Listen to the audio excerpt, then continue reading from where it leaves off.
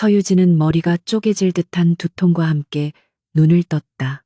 관자놀이를 쿡쿡 찌르는 통증에 인상을 찌푸리며 무거운 눈꺼풀을 들어 올리자 얇은 쉬폰 커튼 사이로 쏟아지는 아침 햇살이 그녀의 시야를 하얗게 뒤덮었다.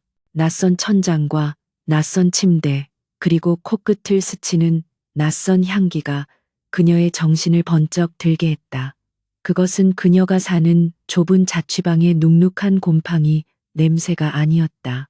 시더우드의 묵직함과 베르가못의 상큼함, 그리고 차갑지만 관능적인 머스크 향이 절묘하게 어우러진 최고급 향수의 잔향이었다. 그것은 명백한 부와 권력, 그리고 사치의 냄새였다. 유진은 화들짝 놀라 상체를 일으켰다. 부드러운 감촉의 최고급 실크 이불이 어깨 아래로 흘러내리며 간밤의 흔적이 남은 하얀 피부가 드러났다. 눈앞에 펼쳐진 광경은 비현실적이었다. 높은 천장에 매달린 크리스털 샹들리에와 모던하면서도 차가운 느낌을 주는 고급 가구들로 채워진 방은 운동장처럼 넓었다. 지난밤의 기억이 끊어진 필름처럼 머릿속에서 어지럽게 재생되었다. 절망감에 휩싸여 찾았던 이태원의 어느 재즈바, 그리고 독한 위스키의 맛이 희미하게 떠올랐다. 그녀는 평소 철저하게 자기 절제를 하는 사람이었지만 법원의 압류 예고장과 아버지의 유산인 향수 공방이 넘어갈 위기는 그녀의 이성을 마비시키기에 충분했었다.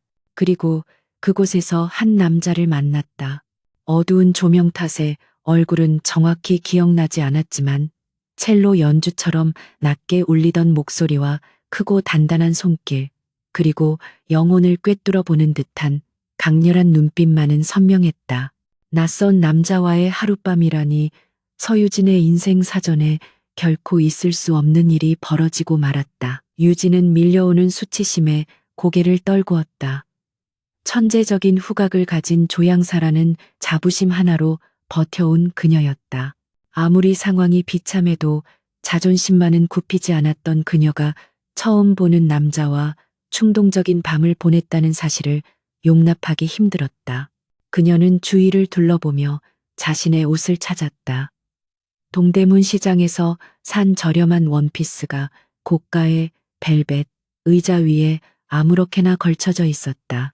그 초라한 옷가지가 이곳의 호화로움과 대비되어 그녀의 처지를 더욱 비참하게 만들었다. 그녀는 차가운 대리석 바닥에 맨발을 내디디며 서둘러 침대에서 내려왔다. 구겨진 옷을 황급히 꿰어 입으며 그녀는 마음속으로 끊임없이 자신을 질책했다. 남자가 깨기 전에 이곳을 빠져나가야 했다. 이런 껄끄러운 상황에서 통성명을 하거나 어색한 아침 인사를 나누고 싶지 않았다. 다행히 침실 밖으로 이어지는 거실에는 인기척이 없었다. 한강이 한눈에 내려다 보이는 통유리 창을 뒤로하고 그녀는 도망치듯 스위트룸을 빠져나왔다. 엘리베이터를 타고 로비로 내려와서야 유진은 자신이 머물렀던 곳이 서울 최고의 럭셔리 호텔인 엘리시안 호텔이라는 것을 깨달았다. 하룻밤 숙박비가 그녀의 몇 달치 생활비와 맞먹는 곳이었다. 로비는 아침부터 분주하게 오가는 정장 차림의 비즈니스맨들과 우아한 차림의 귀부인들로 가득했다. 유진은 고개를 푹 숙인 채 사람들의 시선을 피해 회전문 쪽으로 발걸음을 재촉했다. 그때 로비 중앙에 설치된 대형 전광판에서 흘러나오는 뉴스 속보가 그녀의 발목을 잡았다. 아나운서의 또렷한 목소리가 로비에 울려 퍼졌다. 엘리시안 그룹이 세계적인 호텔 체인을 인수하며 업계 독주 체제를 굳혔다는 내용이었다. 하지만 유진의 피를 얼어붙게 만든 건 뉴스의 내용이 아니라 화면 가득 비친 남자의 얼굴이었다.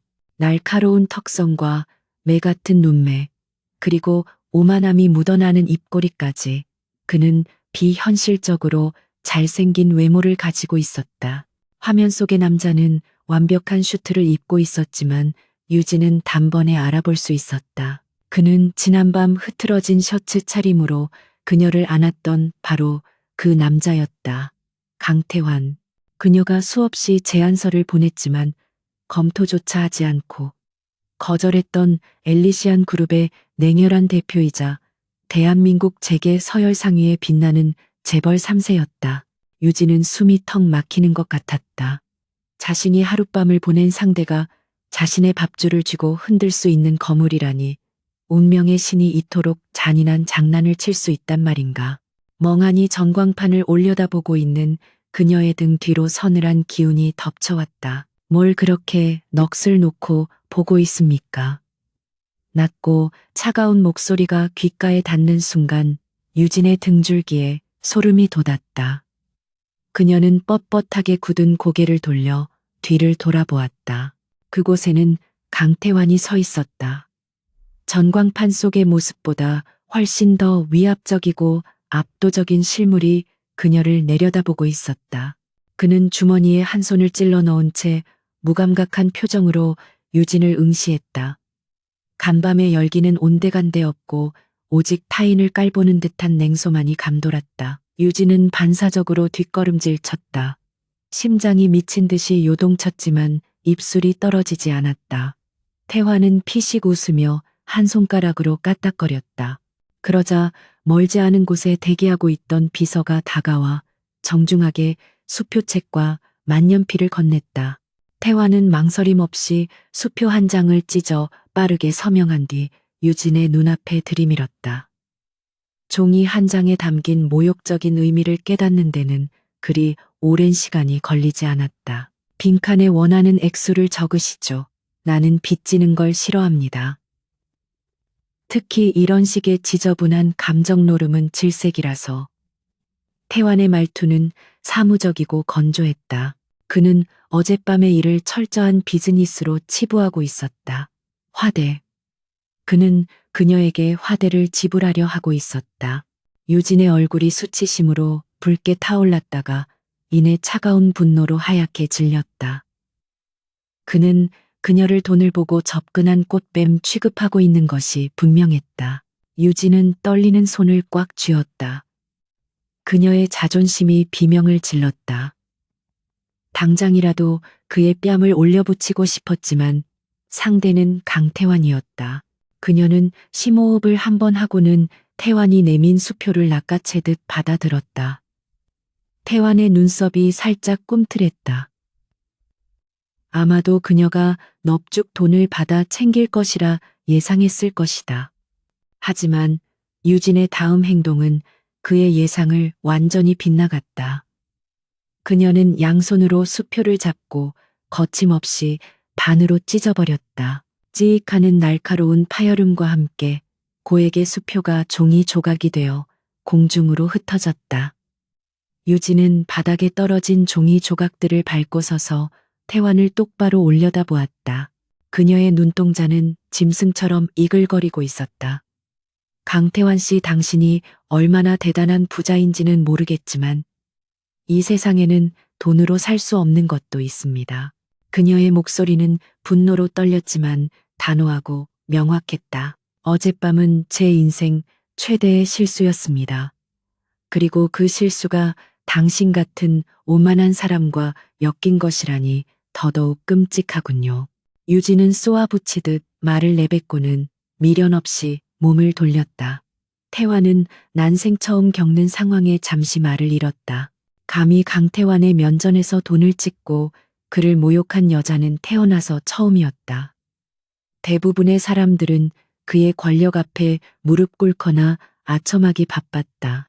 하지만 이 초라한 차림의 여자는 마치 거대한 바위 앞에 선 작은 풀잎처럼 꼿꼿했다. 잠깐 태환이 나직하게 불렀지만 유진은 멈추지 않았다. 그녀는 회전문을 밀고 나가 뜨거운 서울의 햇살 속으로 사라져버렸다. 태환은 그녀가 사라진 자리를 한동안 응시하다가 발치에 떨어진 찢어진 수표 조각을 주워들었다. 그의 입가에 기이한 미소가 번졌다. 단순한 호기심을 넘어선 사냥 본능이 꿈틀거리기 시작했다. 김 비서가 당황한 기색으로 다가왔다. 대표님, 저 여자를 잡을까요?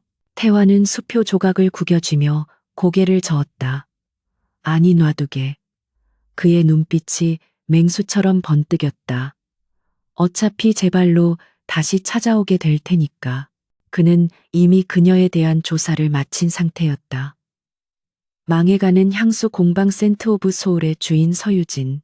빚더미에 앉은 그녀가 자존심만으로 얼마나 버틸 수 있을지 그는 잔인한 호기심을 느꼈다. 그는 그녀가 무너지는 모습을 보고 싶었다. 아니, 정확히 말하면 그녀가 무너져서 자신에게 매달리는 꼴을 보고 싶었다. 유진은 덜컹거리는 버스 안에서 창밖을 바라보며 입술을 깨물었다. 강태환의 수표를 찢을 때의 통쾌함은 사라지고 현실의 무게가 다시 어깨를 짓눌렀다. 휴대전화 알림창에는 대출이자 연체 문자가 쌓여가고 있었다. 성수동 골목 끝자락에 위치한 그녀의 공방은 아버지의 평생이 담긴 곳이자 그녀의 모든 것이었다. 하지만 이제 그곳을 지킬 수 있는 시간은 고작 3일밖에 남지 않았다. 공방에 도착한 유진은 먼지 쌓인 작업대에 앉아 미완성된 향수병을 만지작거렸다. 재활용 불가라는 딱지가 붙은 독촉장들이 책상 위에 어지럽게 흩어져 있었다. 그녀가 만들고 싶었던 향기 불사조는 잿더미 속에서 다시 태어나는 전설의 새를 모티브로 한 향수였다.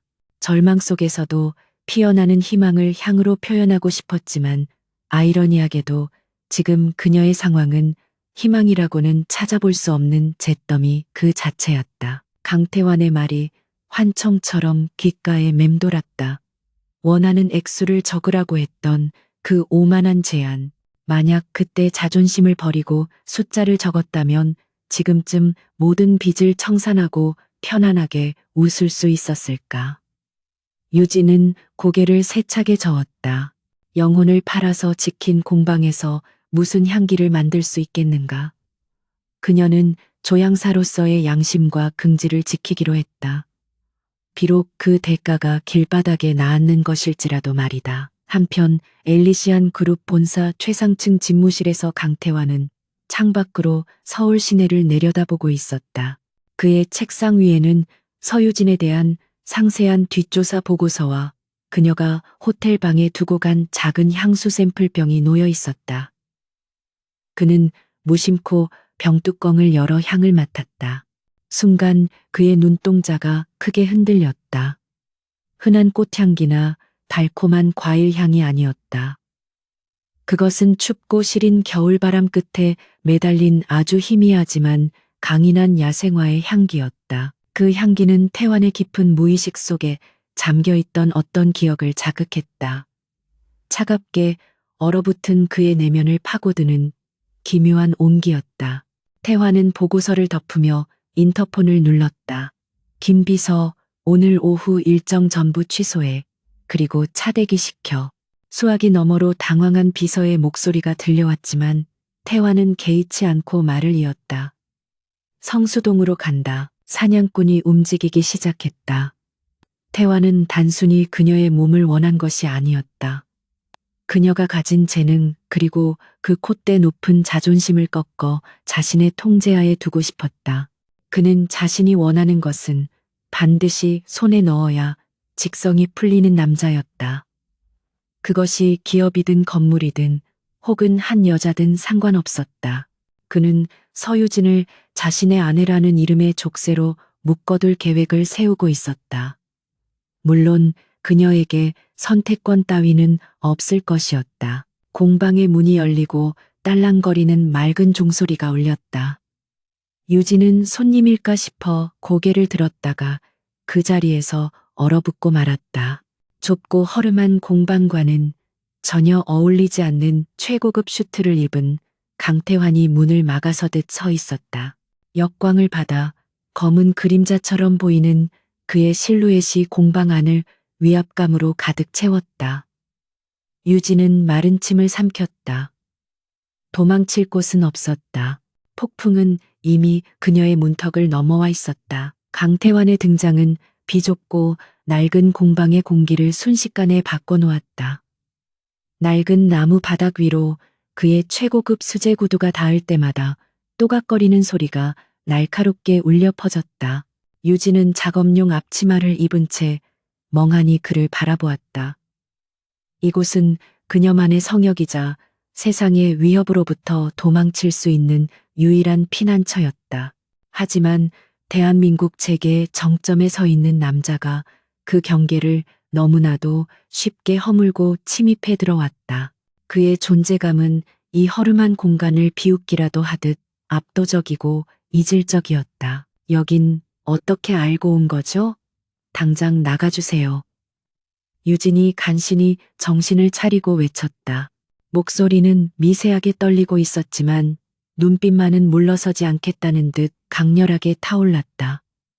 그녀는 본능적으로 작업 테이블 위에 놓인 향수 개발 노트를 등 뒤로 감췄다.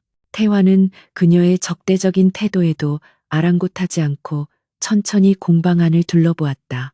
그의 시선이 먼지 쌓인 선반과 칠이 벗겨진 벽, 그리고 구석에 쌓인 독촉장들에 차례로 머물렀다. 환영 인사가 꽤 거칠군요. 손님에게 차 한 잔 내어줄 여유도 없는 겁니까? 태환이 입꼬리를 비틀어 냉소적인 미소를 지었다. 그는 주머니에서 하얀 장갑을 꺼내 끼더니 선반 위에 놓인 작은 앰플병 하나를 집어들었다. 먼지가 묻어날까 염려하는 결벽증적인 태도였다. 유진은 모욕감을 느꼈다. 그에게는 이곳이 그저 더럽고 남루한 공간일지 모르지만 그녀에게는 아버지의 땀과 눈물이 배어있는 신성한 곳이었다. 당신 같은 손님은 사양합니다. 경찰을 부르기 전에 나가요. 유진이 문 쪽을 가리키며 단호하게 말했다. 하지만 태화는 들은 척도 하지 않고 앰플의 뚜껑을 열어 향을 맡았다. 순간 그의 무심했던 표정에 미세한 균열이 생겼다. 시중의 흔한 향수와는 차원이 다른 깊고 풍부한 천연 향료의 냄새가 코끝을 자극했다. 보고서에 적혀있던 천재적인 후각이라는 문구가 과장이 아님을 증명하는 순간이었다. 태화는 앰플을 제자리에 내려놓고 유진을 향해 돌아섰다.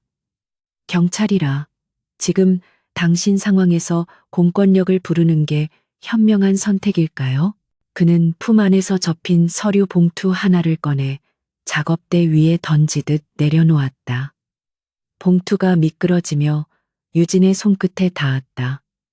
서유진 씨, 부친이 남긴 빚 5억 원, 그리고 이번 달 말까지 상환하지 못할 경우 집행될 건물 경매 통지서. 경찰보다는 사채업자들이 먼저 당신을 찾아올 텐데요. 유진의 얼굴에서 핏기가 완전히 사라졌다. 그녀가 필사적으로 숨기려 했던 치부가 가장 보이고 싶지 않은 사람 앞에서 적나라하게 드러났다. 그녀는 떨리는 손으로 봉투를 열어보았다. 그 안에는 그녀조차 모르고 있던 상세한 채무 내역과 이자율, 그리고 공방 건물의 감정평가서까지 들어있었다. 그는 그녀의 모든 것을 발가벗겨 놓았다. 공포와 수치심이 뒤섞여 가슴이 조여왔다. 이걸 당신이 어떻게? 유진은 말을 잇지 못했다. 태화는 작업대 모서리에 삐딱하게 기대어 섰다. 내 정보력을 과소평가하지 마십시오. 나는 당신이 오늘 점심으로 뭘 먹었는지까지 알아낼 수 있습니다. 그의 목소리는 낮고 위협적이었다. 당신에게 남은 시간은 고작 3일. 이 공방은 곧 불도저에 밀려 사라질 거고 당신은 길거리에 나앉게 되겠죠. 당신의 그 대단한 자존심과 함께 말입니다. 유진은 주먹을 꽉 쥐었다. 손톱이 손바닥을 파고드는 고통이 느껴졌지만 마음의 고통에 비하면 아무것도 아니었다. 그의 말은 잔인할 정도로 정확했다. 그녀에게는 탈출구가 없었다. 아버지가 평생을 바쳐 지켜온 이 공간이 사라진다는 것은 그녀 자신의 존재가 지워지는 것과 같았다. 하지만 그렇다고 해서 이 오만한 남자에게 무릎을 꿇을 수는 없었다. 그녀는 턱을 치켜들고 그를 노려보았다. 그래서요?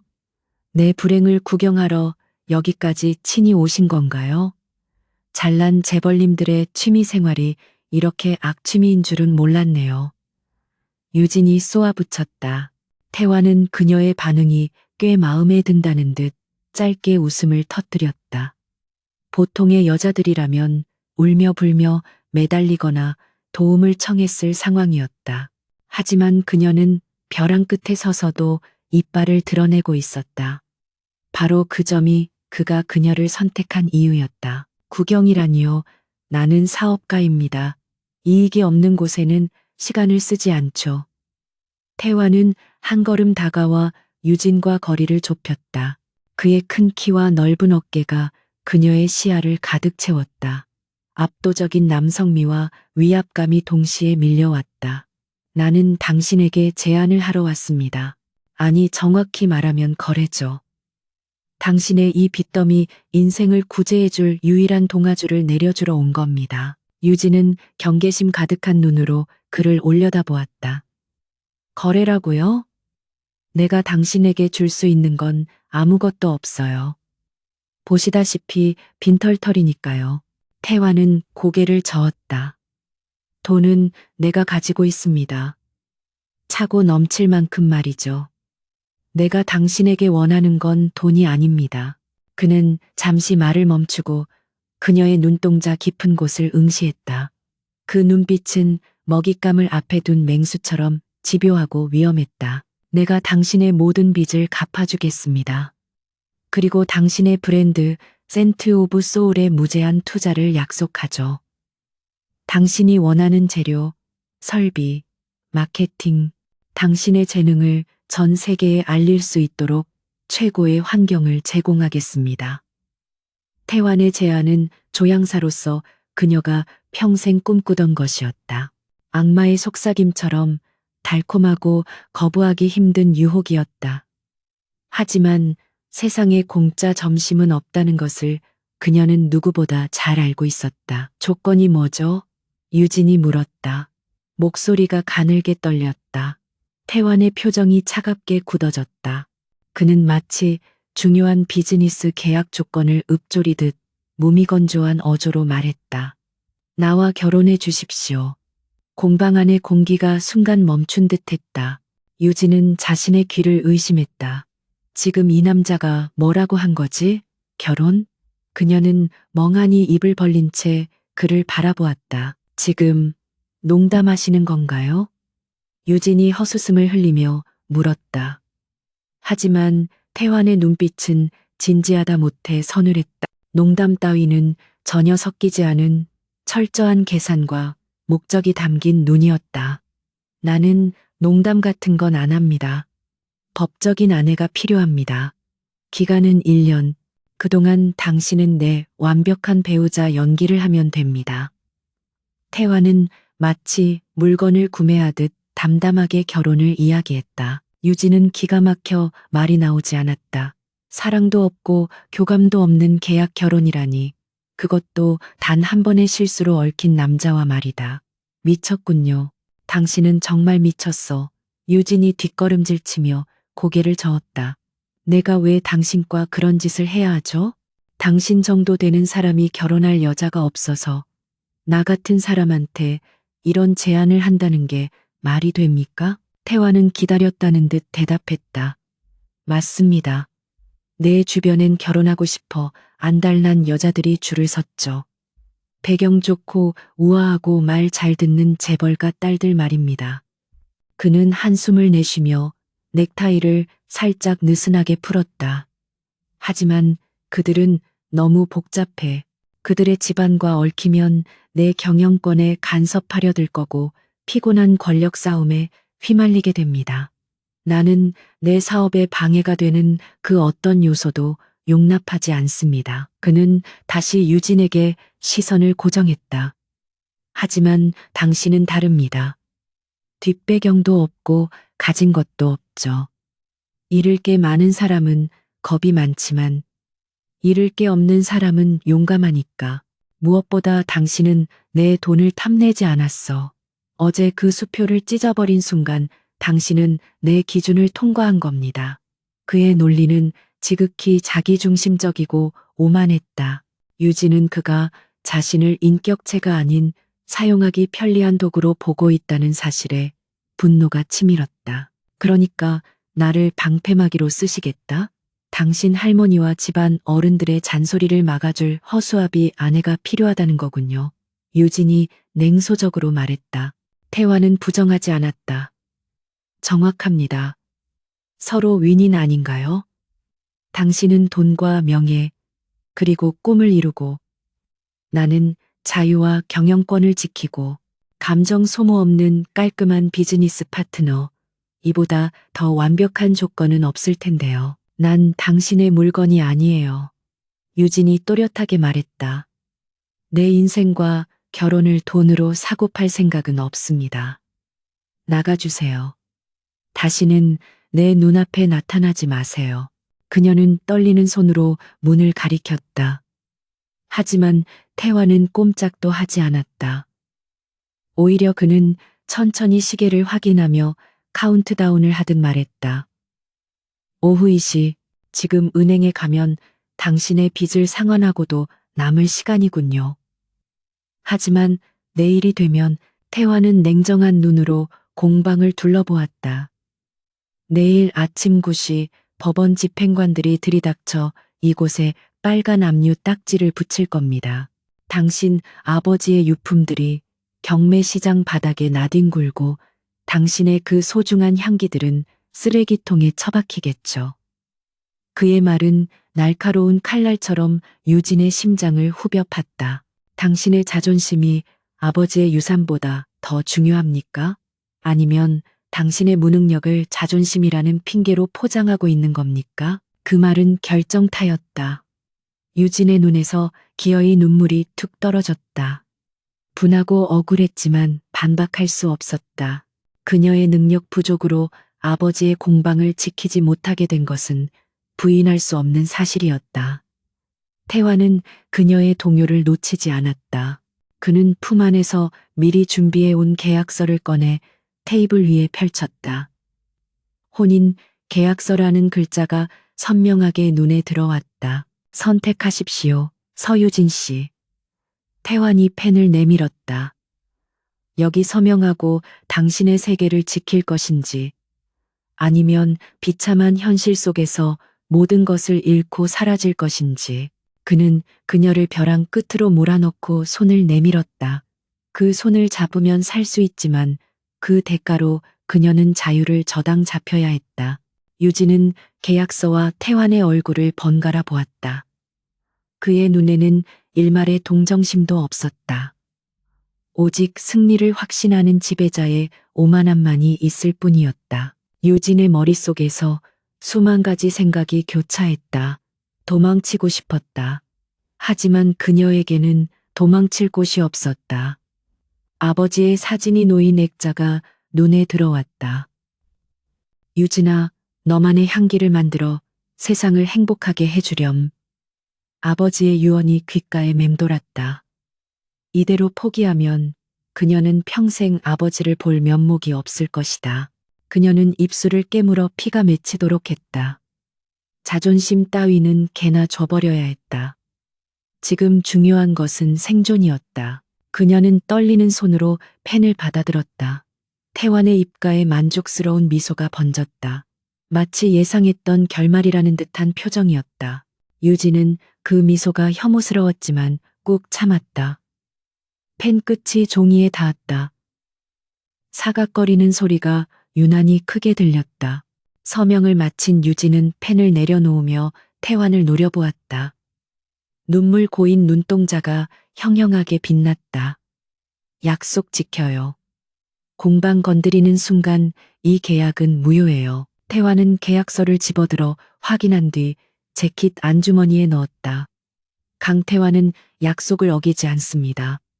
내 사람이 된 이상 그 누구도 당신을 건드리지 못할 겁니다. 그의 목소리에는 강한 소유욕이 묻어났다. 내 사람. 그 단어가 주는 묘한 울림에 유진은 소름이 돋았다. 그는 갑자기 손을 뻗어 유진의 뺨에 흐른 눈물을 엄지손가락으로 거칠게 닦아냈다.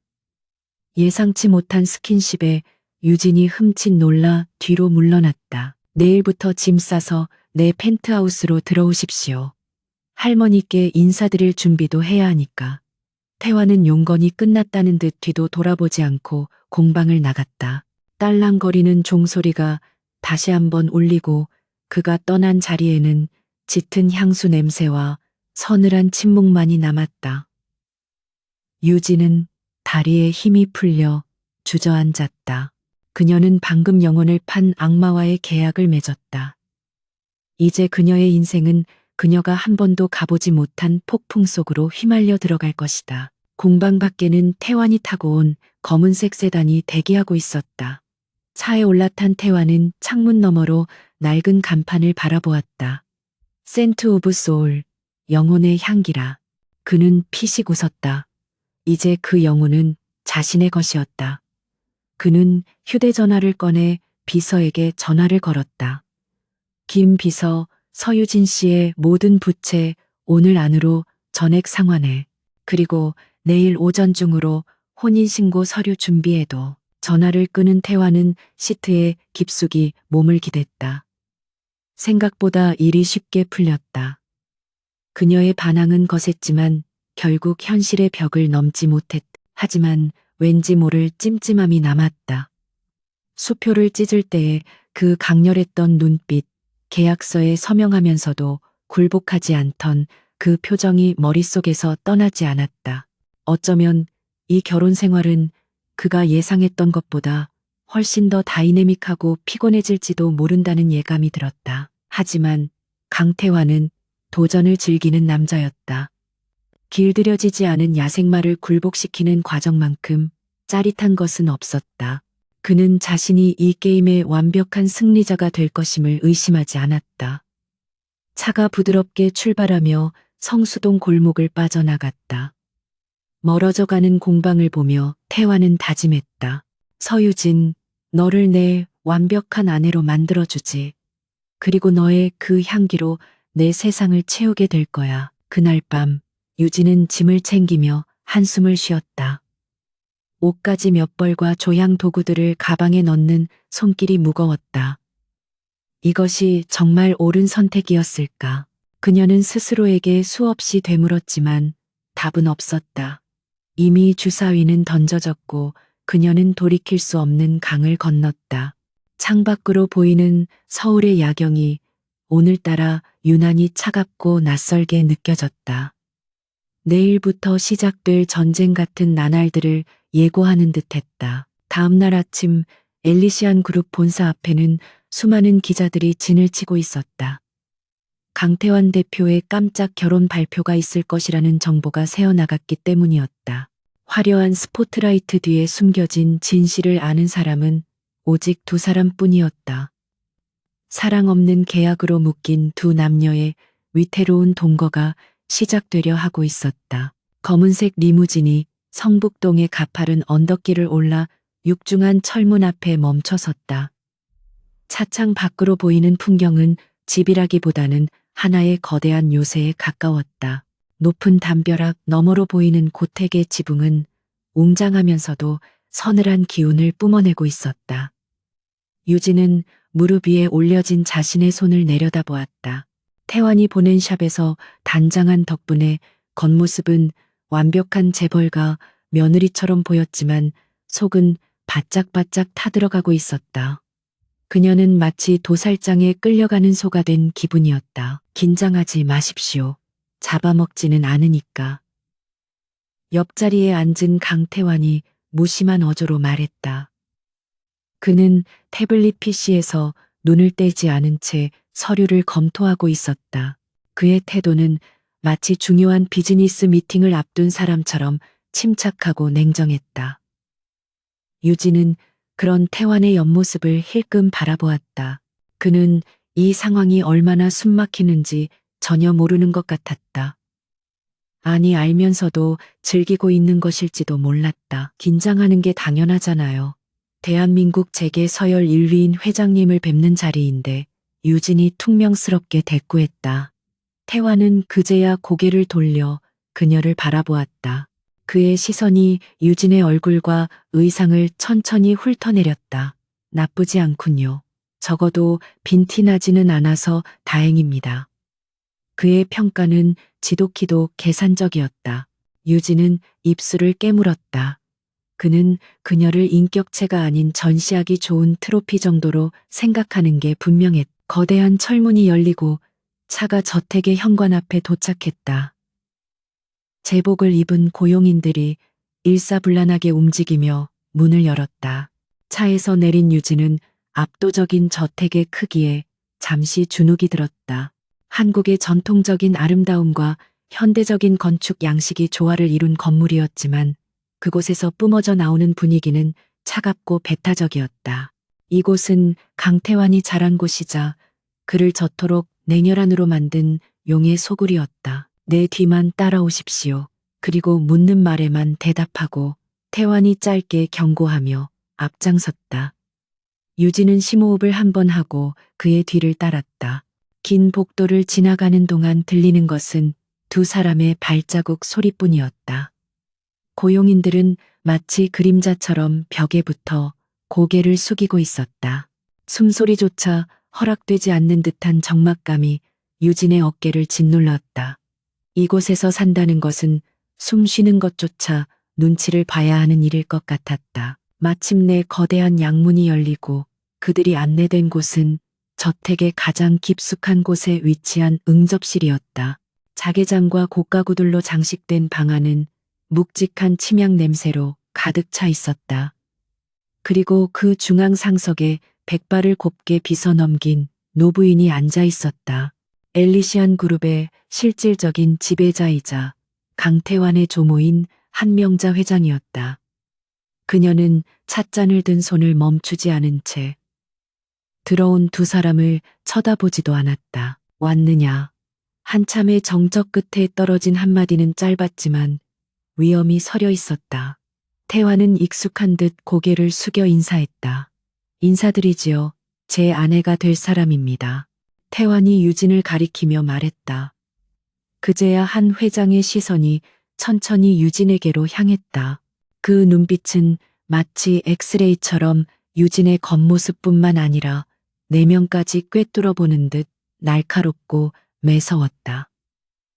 유진은 등줄기에 식은땀이 흐르는 것을 느꼈다. 서유진입니다. 처음 뵙겠습니다. 유진은 떨리는 목소리를 감추며 최대한 정중하게 허리를 숙였다. 하지만 한 회장은 인사를 받기는커녕 찻잔을 소리나게 내려놓았다. 쨍그랑하는 날카로운 파열음이 정적을 깼다. 아내라니, 내가 언제 저런 근본 없는 물건을 드리라고 허락했더냐. 한 회장의 목소리는 낮았지만 그 안에 담긴 경멸은 노골적이었다. 물건. 그녀는 유진을 사람이 아닌 물건이라고 칭했다. 태환의 표정은 미동도 하지 않았다. 허락을 받으러 온 것이 아니라 통보하러 온 겁니다. 이미 혼인 신고서는 접수했습니다. 그의 말에 한 회장의 눈썹이 꿈틀했다. 네가 기어이 내 눈에 흙을 뿌리는구나. 옷 해나를 놔두고 고작 저런 것을 데려와?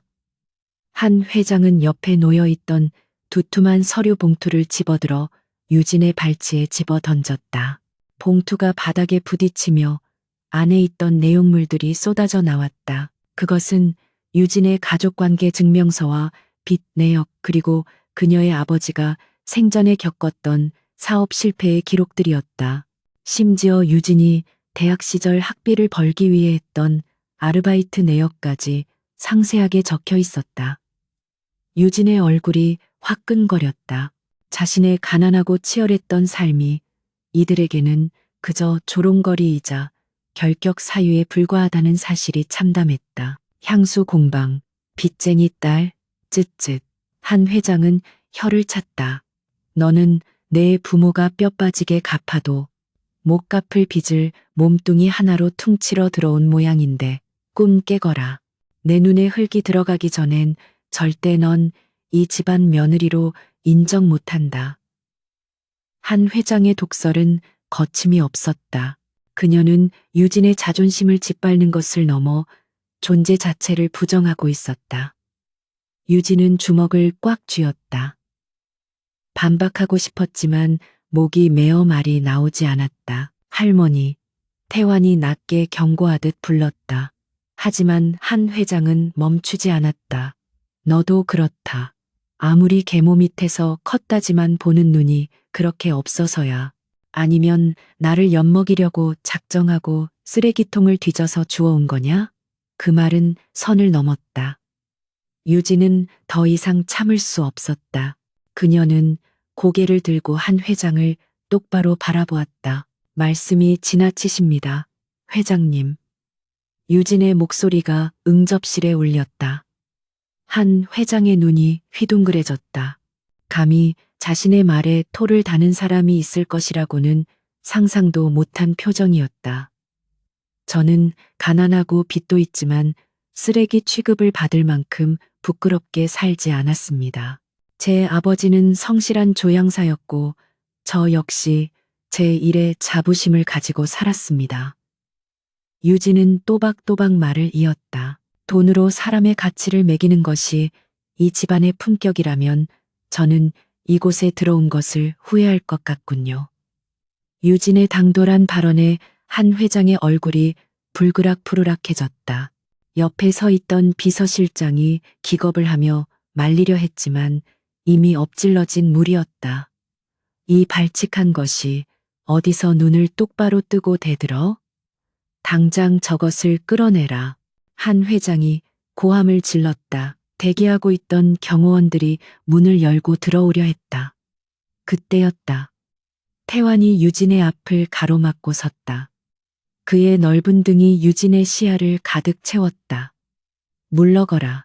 태환의 목소리는 한 회장의 고함보다 훨씬 낮았지만 그 위압감은 방 안의 공기를 얼어붙게 만들기에 충분했다.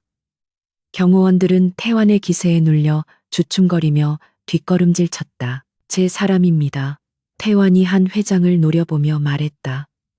제 아내이고 엘리시안의 안주인이 될 사람입니다.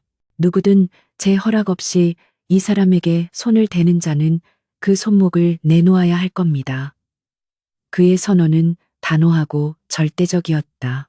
그것은 단순히 유진을 보호하기 위한 말이 아니었다. 할머니의 그늘에서 벗어나 자신의 세상을 구축하겠다는 강력한 의지의 표명이었다. 유진은 멍하니 태환의 뒷모습을 바라보았다. 계약 관계일 뿐이라고 생각했던 그가 자신을 위해 이토록 강하게 맞설 줄은 몰랐다. 그의 손이 뒤로 뻗어와 유진의 떨리는 손을 꽉 잡았다. 그의 손은 크고 따뜻했다. 그 온기가 차갑게 얼어붙었던 유진의 마음에 묘한 안도감을 주었다. 태환은 잡은 손에 힘을 주어 그녀를 자신의 곁으로 당겼다. 할머니께서 인정하든 안 하든 상관없습니다. 어차피 엘리시안을 이끌어가는 건 저니까요. 태환은 냉정하게 쏘아붙이고는 몸을 돌렸다. 가자. 그는 유진의 손을 이끌고 응접실을 빠져나갔다. 뒤에서 한 회장이 몰아 고래고래 소리를 지르며 찻잔을 집어던지는 소리가 들렸지만 태환은 멈추지 않았다. 저택을 빠져나와 다시 차에 탈 때까지 태환은 유진의 손을 놓지 않았다. 차문이 닫히고 차가 출발하자 그제야 그는 잡았던 손을 풀었다. 유진은 화끈거리는 손을 다른 손으로 감쌌다. 방금 전의 상황이 꿈만 같았다. 심장이 여전히 쿵쿵거리고 있었다. 그녀는 옆에 앉은 태환을 쳐다보았다. 그는 다시 태블릿 PC를 집어들었지만 미간에는 깊은 주름이 잡혀 있었다. 고마워요. 유진이 조심스럽게 입을 열었다. 아까 도와줘서. 태환은 시선을 화면에 고정한 채 대답했다. 착각하지 마십시오. 당신을 위해서가 아닙니다. 내 소유물에 흠집이 나는 게 싫었을 뿐이니까. 그의 말투는 여전히 차가웠지만 유진은 그 속에 숨겨진 미묘한 감정의 변화를 눈치챌 수 있었다. 그는 철저한 계산 속에서 움직이는 사람이었지만 적어도 자신의 울타리 안에 들어온 사람은 확실하게 챙기는 남자였다. 그리고 아까 그 무모한 언행은 뭐였습니까? 자칫하면 정말 쫓겨날 뻔했습니다.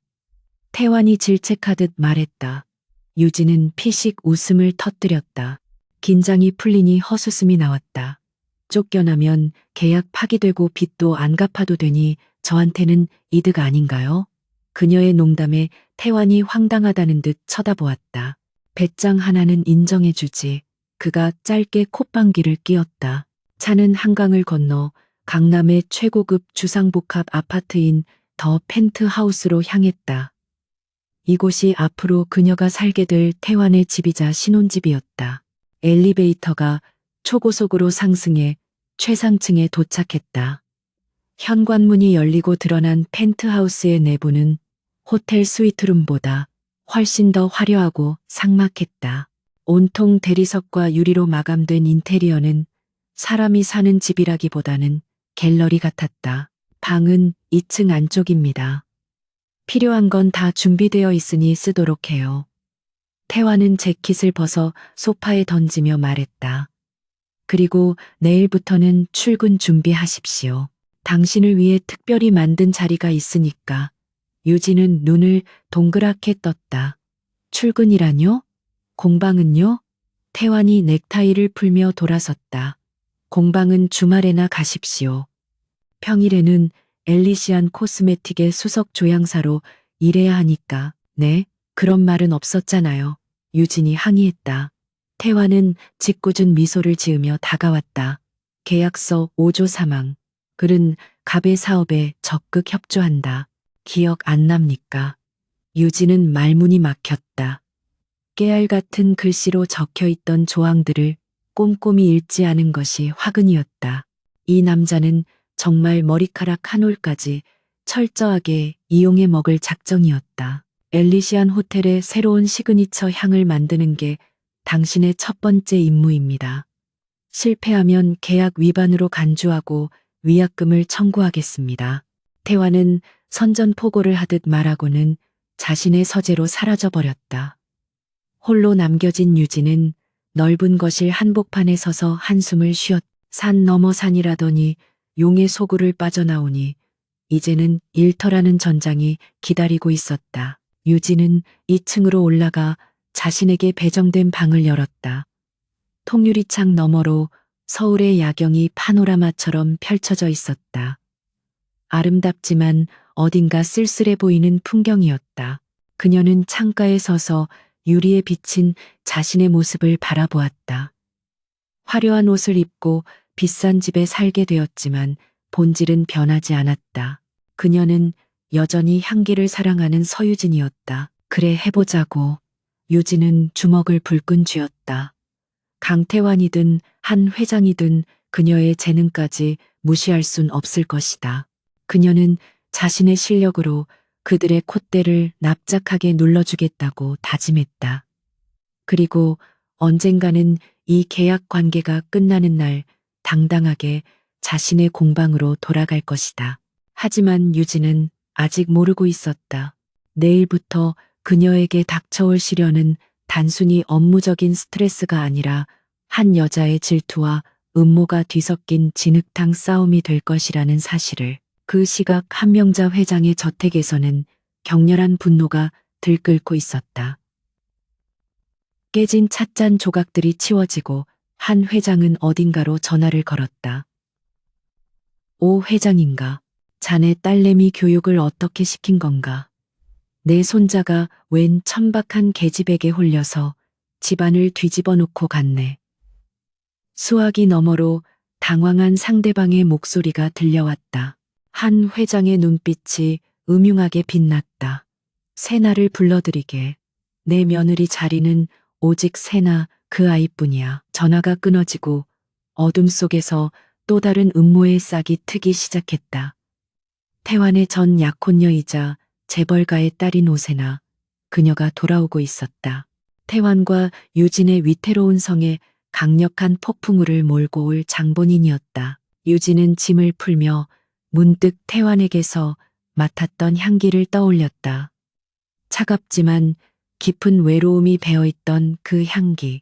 어쩌면 그에게 필요한 것은 최고급 향수가 아니라 사람의 온기일지도 모른다는 생각이 들었다. 그녀는 고개를 저어 상념을 떨쳐냈다. 감정은 사치다. 지금은 오직 생존만이 목표다. 유진은 침대에 몸을 던지며 다가올 내일을 준비하기 위해 눈을 감았다. 하지만 잠은 쉽게 오지 않았다. 거실에서 들려오는 태환의 발자국 소리가 밤새도록 그녀의 귓가를 맴돌았다. 엘리시안 코스메틱 본사의 연구동은 마치 거대한 유리 요새처럼 차갑고 투명했다. 서유진이 연구실 문을 열고 들어서자 분주하게 움직이던 연구원들의 동작이 일제히 멈췄다. 수십 개의 눈동자가 그녀에게 꽂혔다. 그 시선 속에는 호기심보다는 경멸과 질투 그리고 노골적인 무시가 담겨 있었다. 강태환 대표의 낙하산 안에 벼락 출세한 신데렐라.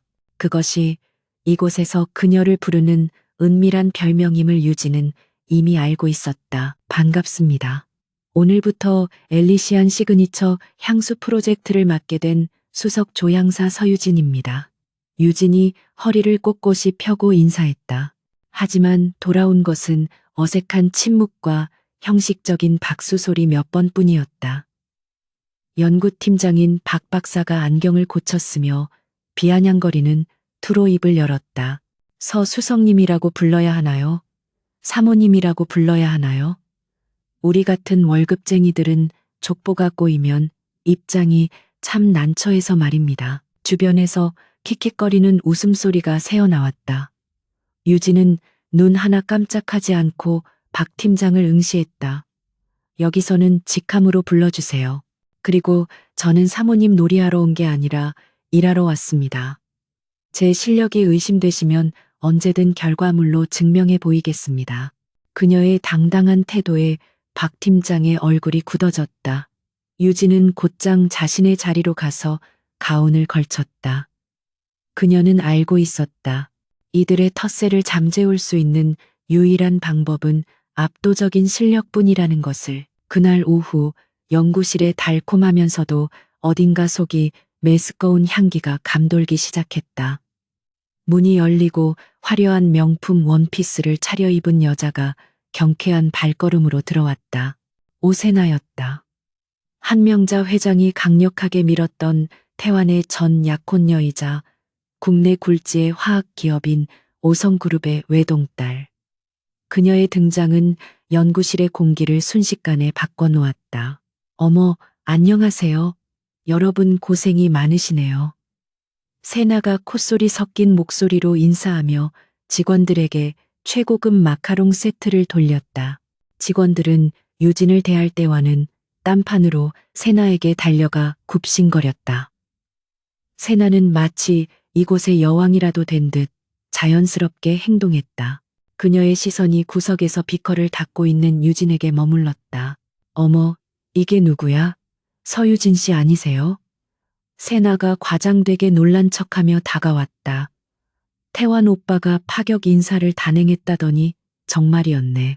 공방 운영하다가 망했다고 들었는데 이런 대기업 시스템에 적응은 하시겠어요? 그녀의 말 속에는 가시가 돋쳐 있었다. 유진은 하던 일을 멈추고 세나를 바라보았다. 그녀에게서는 짙은 튜베로즈 향이 났다. 화려하지만 너무 많이 맡으면 두통을 유발하는 독한 향기였다. 걱정해 주셔서 감사합니다. 하지만 향을 다루는 본질은 어디나 같으니까요. 유진이 차분하게 대답했다. 세나의 눈매가 가늘어졌다. 글쎄요, 본질이라. 천한 재료로 싸구려 향수를 만드는 것과 최고급 원료로 명품을 만드는 건 차원이 다른 문제일 텐데요. 세나는 유진의 책상 위에 놓인 시향지를 집어들더니 코를 찡긋거리며 바닥에 툭 떨어뜨렸다. 냄새가 좀 촌스럽네. 오빠 취향이 이렇게 변했나? 그것은 명백한 도발이었다. 하지만 유진은 흥분하지 않았다. 향기에는 귀천이 없습니다. 쓰는 사람의 마음이 천박하면 아무리 비싼 향료를 써도 악취가 나는 법이죠. 유진의 반격에 세나의 얼굴이 일그러졌다. 주변의 연구원들이 숨을 죽이고 두 여자의 기싸움을 지켜보았다. 세나는 억지로 미소를 지으며 한 발짝 다가와 유진의 귓가에 속삭였다. 말 조심하는 게 좋을 거야.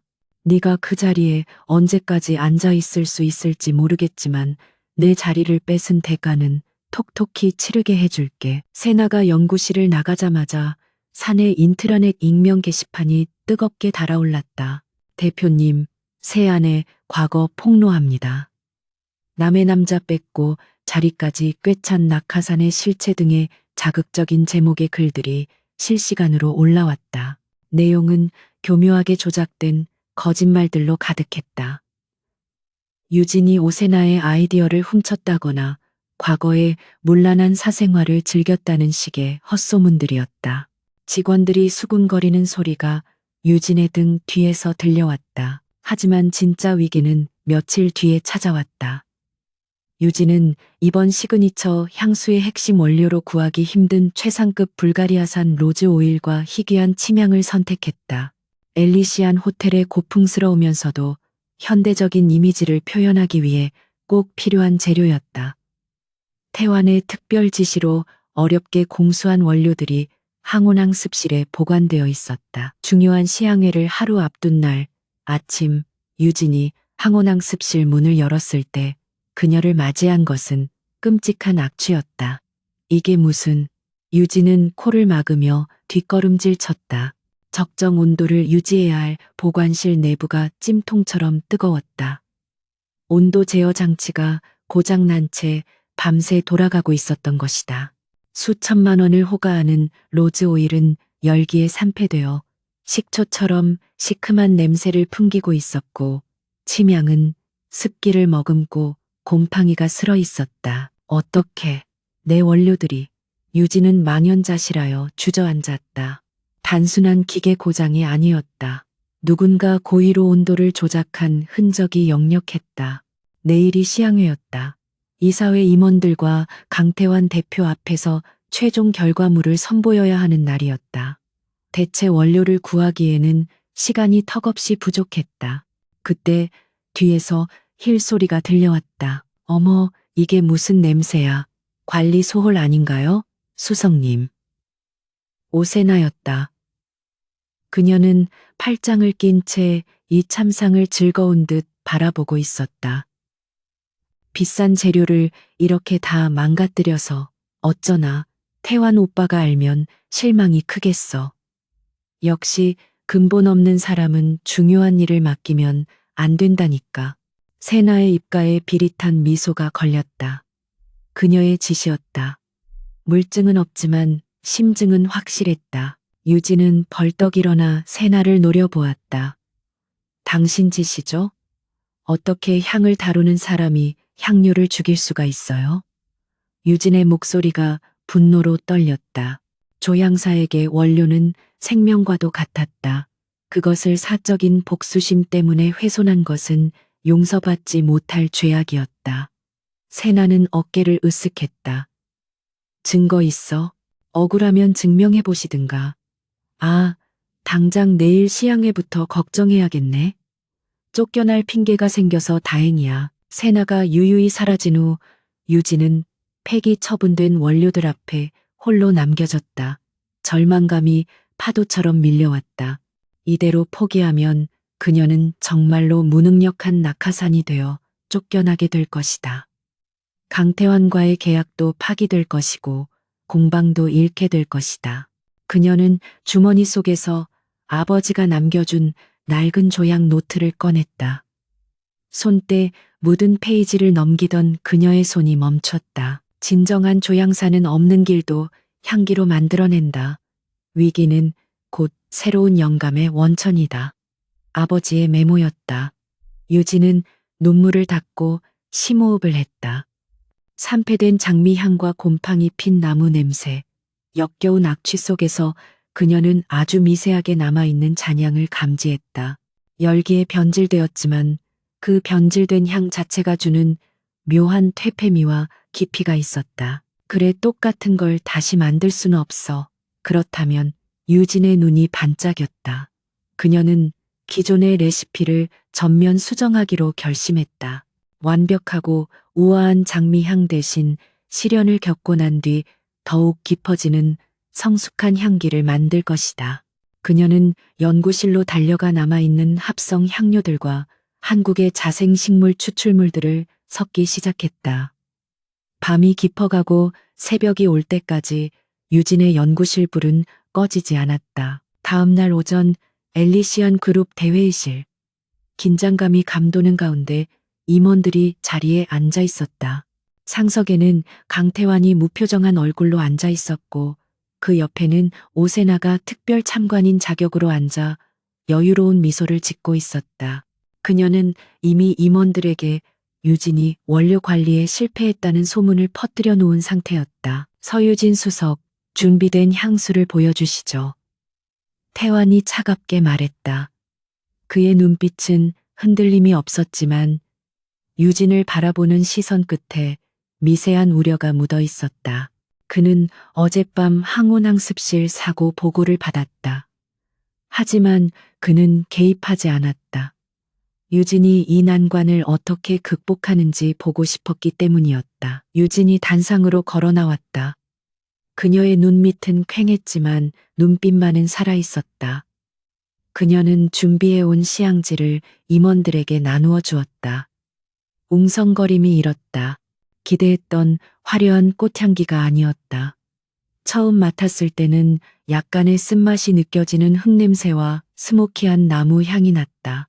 하지만 잠시 후 그 속에서 기적처럼 피어오르는 은은하고 신비로운 야생화 향기가 코끝을 맴돌았다. 이 향의 이름은 리버스, 환생입니다.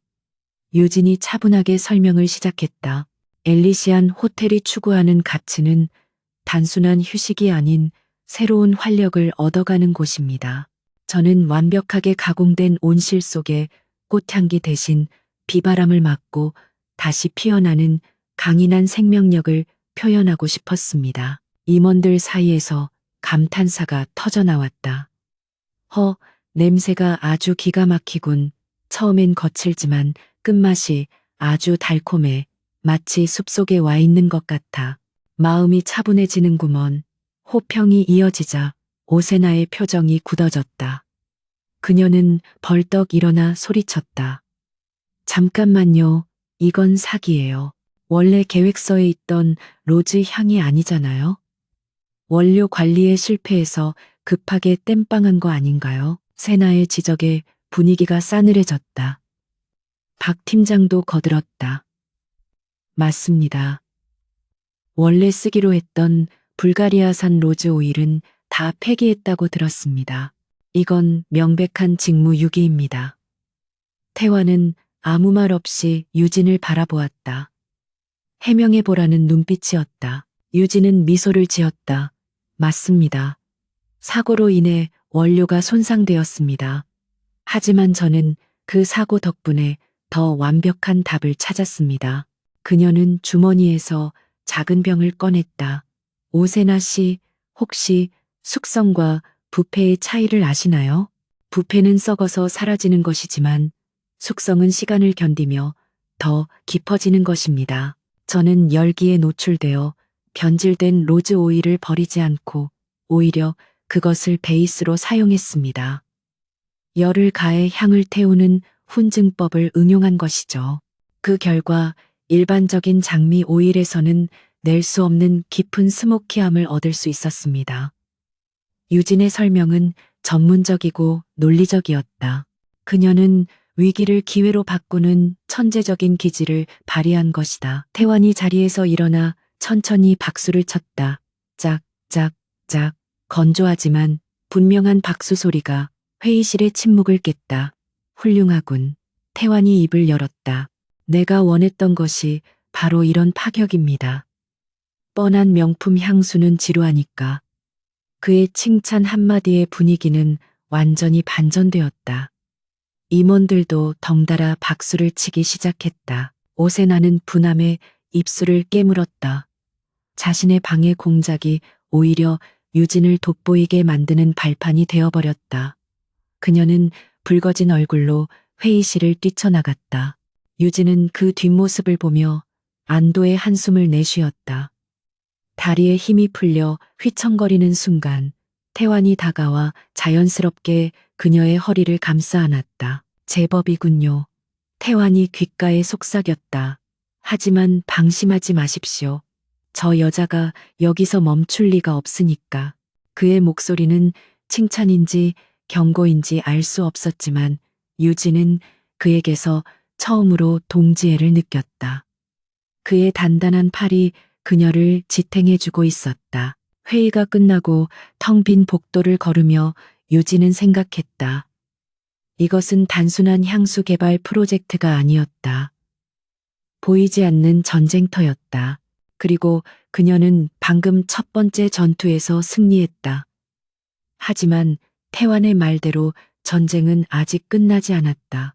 오세나가 남기고 간 독한 향수 냄새가 여전히 복도 끝에 머물러 있었다.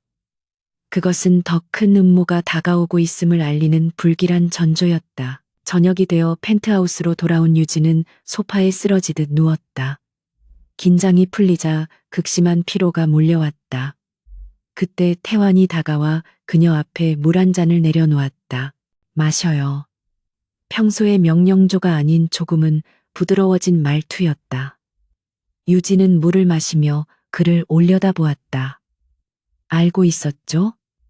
오세나 씨가 한 짓이라는 거. 태완은 소파 맞은편에 앉으며 다리를 꼬았다.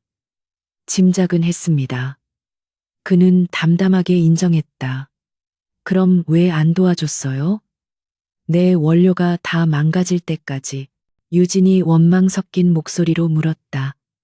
태완은 잔을 만지작거리며 말했다. 내가 도와줬다면 당신은 그저 내 보호를 받는 나약한 존재로 남았을 겁니다.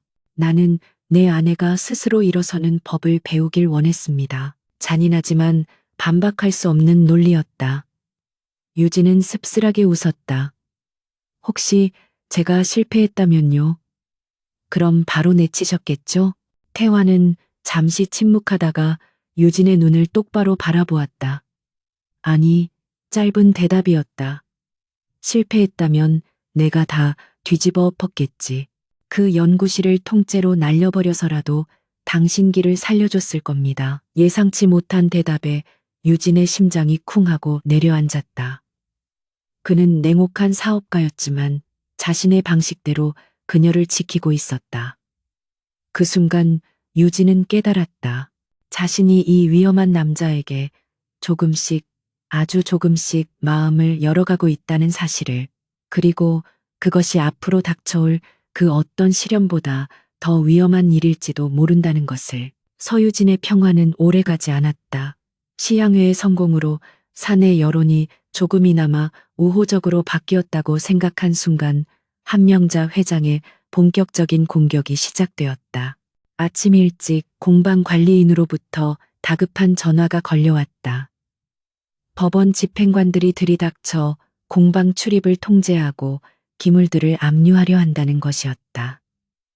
분명 강태환과의 계약을 통해 모든 빚을 청산하고 소유권 문제를 해결했음에도 벌어진 일이었다. 유진은 떨리는 손으로 전화를 끊고 곧장 태환의 집무실로 달려갔다. 노크도 없이 문을 열고 들어선 그녀의 얼굴은 하얗게 질려 있었다. 태환은 이미 알고 있었다는 듯 차분한 표정으로 서류를 검토하고 있었다. 그의 태연함이 유진의 화를 돋우었다. 그녀는 거친 숨을 몰아쉬며 태환의 책상 앞으로 성큼성큼 걸어갔다. 이게 어떻게 된 일이죠? 분명 공방은 건드리지 않기로 약속했잖아요. 당신 어머니, 아니 할머니께서 지금 제 공방에 무슨 짓을 하고 계신지 알기는 해요? 유진이 따져 물었다. 태환은 천천히 고개를 들었다. 그의 눈빛은 깊고 어두웠다. 그는 손에 쥐고 있던 만년필을 내려놓으며 무겁게 입을 열었다. 할머니께서 이면 계약 조항을 걸고 넘어지셨습니다. 품위 유지, 의무 위반, 당신이 과거에 빚 독촉을 받으며 험한 일을 당했던 기록들을 문제 삼아 엘리시안의 명예를 실추시켰다며 투자금을 회수하겠다는 명분을 내세우신 겁니다.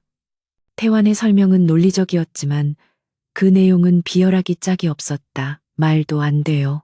그건 이미 다 해결된 문제잖아요. 저를 쫓아내기 위해 억지를 부리시는 거라고요. 유진이 소리쳤다. 태환은 자리에서 일어나 창가로 걸어갔다. 맞습니다. 억지죠. 하지만 엘리시안 그룹 내에서 회장님의 억지는 곧 법입니다.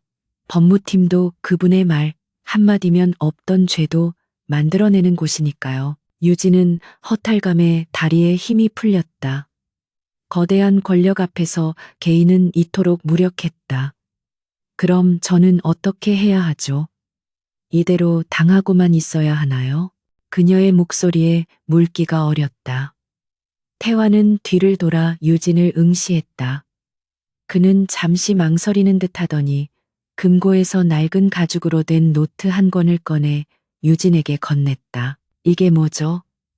유진이 의아한 눈빛으로 물었다. 할머니의 약점입니다. 태완의 대답은 충격적이었다. 40년 전 할머니께서 직접 진행하다가 실패해서 폐기 처분된 프로젝트 기록입니다. 할머니는 이 기억을 끔찍하게 싫어하시죠. 이걸 이용하면 협상의 여지가 생길 겁니다. 그는 자신의 할머니를 공격할 무기를 아내에게 쥐어주고 있었다. 유진은 떨리는 손으로 노트를 펼쳤다. 빛바랜 종이 위에는 빽빽한 화학식과 향료 배합 비율, 그리고 누군가를 향한 절절한 그리움이 담긴 메모들이 적혀 있었다. 그것은 단순한 사업 계획서가 아니었다. 젊은 시절의 한 명자가 사별한 남편을 그리워하며 만들고자 했던 재회라는 이름의 향수 제조 일지였다. 할머니는 이 향을 완성하지 못했습니다. 남편을 잃은 슬픔 때문에 감각이 무뎌지셨고 결국 실패를 인정하지 못한 채 프로젝트를 덮어버리셨죠. 그 후로 향수 사업부 자체를 증오하게 되셨고요. 태완이 씁쓸하게 설명했다. 그 상처를 건드리십시오. 당신이 얼마나 위험한 존재인지 각인시켜드리면 물러나실 겁니다. 태완은 유진이 이 정보를 이용해 한 회장을 협박하거나 조롱하여 주도권을 잡기를 바랐다. 그것이 그가 살아온 방식이었고 이 냉혹한 집안에서 생존하는 유일한 법이었기 때문이다. 유진은 노트를 가슴에 품고 집무실을 나왔다. 하지만 그녀의 생각은 태완과 달랐다.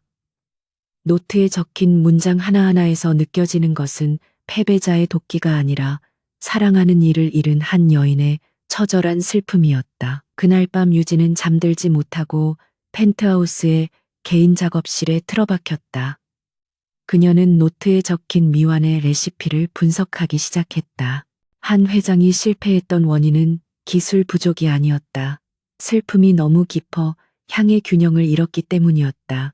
유진은 눈을 감고 40년 전에 한 명자가 느꼈을 감정에 이입해 보았다. 차가운 겨울 바람 속에 홀로 남겨진 외로움, 그리고 봄을 기다리는 간절함, 공격이 아니라 위로가 필요해. 유진은 중얼거렸다.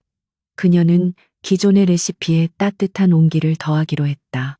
엠버와 바닐라의 부드러운 베이스 위에 한 회장의 남편이 생전에 좋아했다는 소나무 향과 야생 국화향을 섬세하게 레이어링했다. 그것은 찌르는 듯한 아픔이 아니라 상처를 보듬어주는 포근한 기억의 향기였다. 새벽녘이 되어서야 작은 향수병 하나가 완성되었다.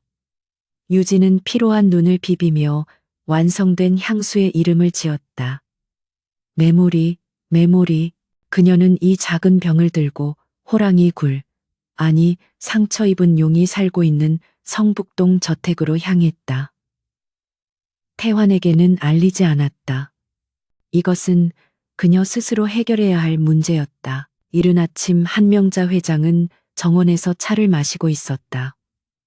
비서실장이 유진의 방문을 알리자 그녀의 미간이 사정없이 구겨졌다. 기어이 쫓겨나고 싶어서 발악을 하는구나. 들여보내.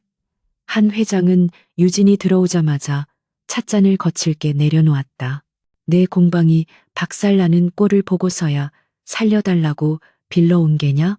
유진은 정중하게 고개를 숙였다. 그녀의 표정에는 두려움 대신 차분한 결의가 담겨 있었다.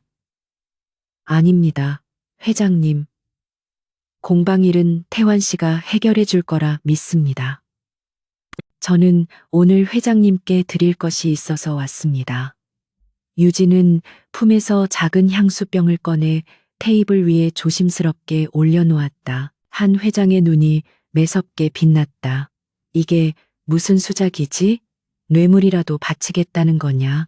고작 이런 싸구려 향수로 그녀는 향수병을 치워버리려 손을 뻗었다. 그때 유진이 나지막하게 말했다. 40년 전 회장님께서 완성하지 못하셨던 그 향기입니다. 한 회장의 손이 허공에서 딱 멈췄다. 그녀의 동공이 지진이 난 듯 흔들렸다. 네가 그걸 어떻게? 한 회장의 목소리가 떨렸다. 그것은 이 집안의 금기이자 그녀의 가장 아픈 영린이었다. 태환 씨가 주더군요. 약점으로 쓰라고요.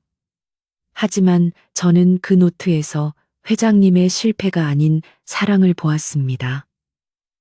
유진은 뚜껑을 열어 시향지에 향을 묻힌 뒤 한 회장 쪽으로 가볍게 흔들었다. 바람을 타고 향기가 번졌다. 묵직한 소나무 숲의 청량함과 늦가을 들국화의 쌉싸름한 향, 그리고 그 모든 것을 감싸 안는 따뜻한 바닐라의 잔향. 그것은 한 회장이 그토록 그리워하던 남편의 채취이자 젊은 날에 가장 행복했던 순간을 소환하는 마법 같은 향기였다.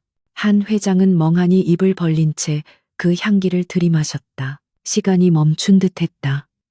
천하의 한명자 회장의 눈가에 순식간에 물기가 차올랐다. 그녀는 떨리는 손으로 시향지를 집어들어 코끝에 가져다 댔다. 이 향기, 그 사람이 쓰던 포마드 냄새, 그리고 우리가 함께 걷던 숲길.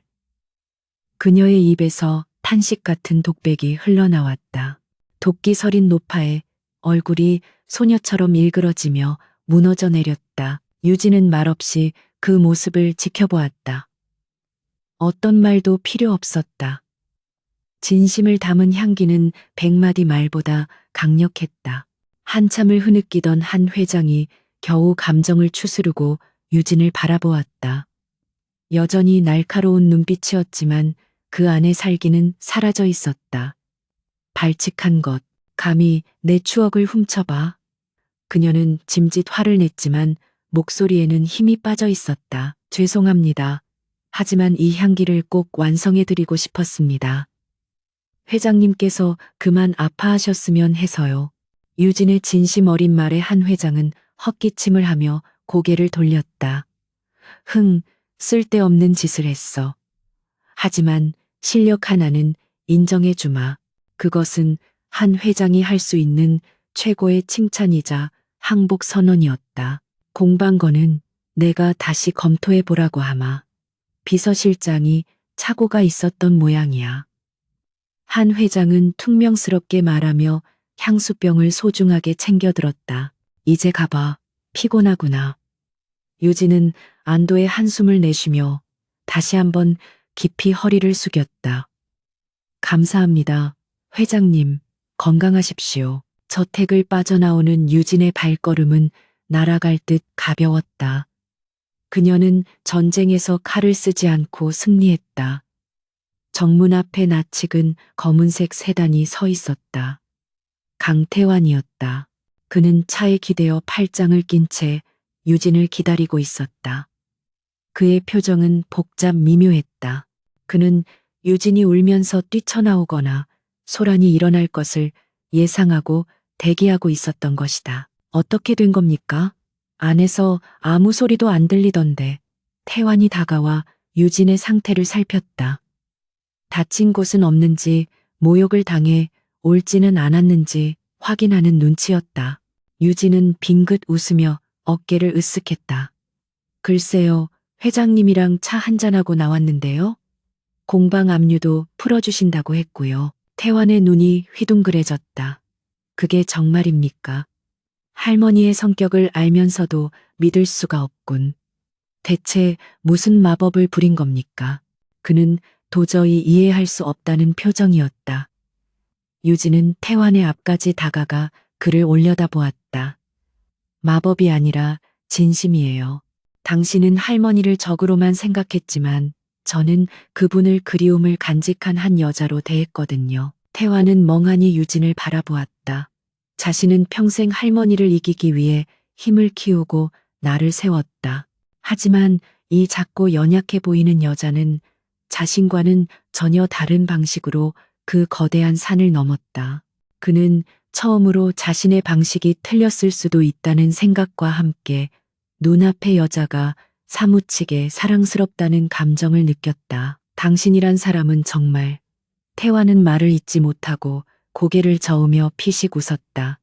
그 웃음은 비소가 아닌 진정한 감탄이었다. 타라, 데려다 주지. 오늘은 출근하지 말고 쉬어도 좋아. 그는 조수석 문을 직접 열어주었다. 재벌 회장님다운 에스코트가 아닌 한 남자의 배려가 묻어나는 행동이었다. 차 안에서 태화는 유진의 손을 잡았다. 이번에는 놓기 위해서가 아니라 계속 잡고 있기 위해서였다. 고마워요. 그가 작게 속삭였다. 무엇에 대한 고마움인지는 구체적으로 말하지 않았지만 유진은 알 수 있었다. 그것은 할머니와의 관계를 개선해 준 것에 대한, 그리고 삭막했던 그의 인생에 온기를 불어넣어 준 것에 대한 인사라는 것을. 하지만 두 사람의 관계가 깊어질수록 어둠 속에 숨어있던 그림자도 짙어지고 있었다. 오세나는 공방 압류 작전이 실패로 돌아갔다는 소식을 듣고 분노로 미쳐 날뛰었다. 그녀는 더 이상 한 회장의 힘을 빌릴 수 없게 되자 가장 비열하고 추악한 마지막 카드를 꺼내 들었다. 엘리시안 창립 50주년 기념 갈라 파티. 그곳이 바로 유진을 매장시킬 무대가 될 것이었다. 엘리시안 그룹 창립 50주년 기념 갈라 파티가 열리는 호텔 그랜드 볼룸은 그야말로 화려함의 극치였다. 대한민국 정재계의 거물들과 유명 연예인들이 총출동했고 천장에는 수천 개의 크리스털이 별빛처럼 쏟아지고 있었다. 서유진은 대기실 거울 앞에 서서 자신의 모습을 바라보았다. 태환이 직접 골라준 미드나잇 블루 컬러의 드레스는 그녀의 하얀 피부를 더욱 돋보이게 했고 우아하게 올린 머리는 가늘고 긴 목선을 강조했다. 그녀는 더 이상 빚에 쫓기던 공방 주인이 아니었다. 오늘 밤 그녀는 엘리시안의 안주인이자 수석 조향사로서 세상 앞에 서야 했다. 긴장됩니까? 거울 속으로 태환의 모습이 비쳤다. 완벽한 턱시도 차림의 그는 평소보다 훨씬 더 매혹적이었다. 유진은 뒤를 돌아보며 옅은 미소를 지었다. 거짓말이라면 안 믿으시겠죠? 다리가 후들거려요. 태환은 다가와 그녀의 어깨를 부드럽게 감쌌다. 당신은 충분히 자격이 있습니다. 오늘 밤의 주인공은 나나 할머니가 아니라 바로 당신이 만든 향기니까. 그의 확신에 찬 눈빛이 유진의 불안을 잠재웠다. 그는 언제나 결정적인 순간에 그녀에게 가장 큰 힘이 되어 주었다. 연회장 안은 우아한 클래식 연주와 사람들의 대화 소리로 가득 찼다. 조명이 어두워지고 무대 위로 스포트라이트가 쏟아졌다. 사회자의 소개와 함께 유진이 무대 위로 걸어나갔다. 수백 개의 시선이 그녀에게 꽂혔지만 그녀는 침착하게 마이크를 잡았다. 안녕하십니까. 엘리시안 코스메틱 수석 조향사 서유진입니다. 그녀의 목소리는 차분하고 또렷하게 홀 전체에 울려 퍼졌다. 유진은 리버스 향수의 탄생 배경과 그 의미에 대해 설명하기 시작했다. 시련을 딛고 다시 태어나는 생명력, 그리고 진정한 아름다움에 대한 그녀의 철학은 참석자들의 마음을 움직였다. 프레젠테이션이 끝나고 그녀가 향수병을 공개하자 객석에서는 감탄과 함께 박수가 터져 나왔다. 모든 것이 완벽해 보였다. 무대 아래 어둠 속에서 오세나가 비릿한 웃음을 흘리기 전까지는 말이다. 갑자기 객석 뒤편이 소란스러워지더니 한 남자가 고함을 지르며 무대 쪽으로 달려나왔다. 유진아, 서유진, 네가 어떻게 나한테 이럴 수 있어. 낡은 옷차림에 술 냄새를 풍기는 남자는 경호원들의 제지를 뿌리치며 난동을 피웠다. 순식간에 장내는 아수라장이 되었고 카메라 플래시가 미친 듯이 터지기 시작했다. 유진은 당황하여 뒷걸음질 쳤다. 전혀 모르는 남자였다. 다들 속지 마십시오. 저 여자는 사기꾼입니다. 남자가 악을 쓰며 외쳤다. 나랑 결혼을 약속해놓고 돈 많은 재벌 남자 만나더니 나를 헌신짝처럼 버렸습니다. 심지어 저 향수 내가 만든 레시피를 훔쳐서 지가 만든 척하는 거라고요. 충격적인 폭로에 장내가 술렁거렸다. 사람들의 시선이 경멸과 의심으로 바뀌어 유진을 향했다. 아니에요. 저는 저 사람을 몰라요. 유진이 외쳤지만 마이크가 꺼진 상태라 목소리는 소음에 묻혀버렸다. 오세나는 샴페인 잔을 들고 이 광경을 즐기고 있었다. 그녀가 심어놓은 무명 배우였다.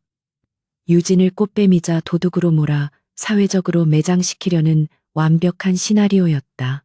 기자들이 유진에게 달려들어 질문을 퍼붓기 시작했다. 사실입니까?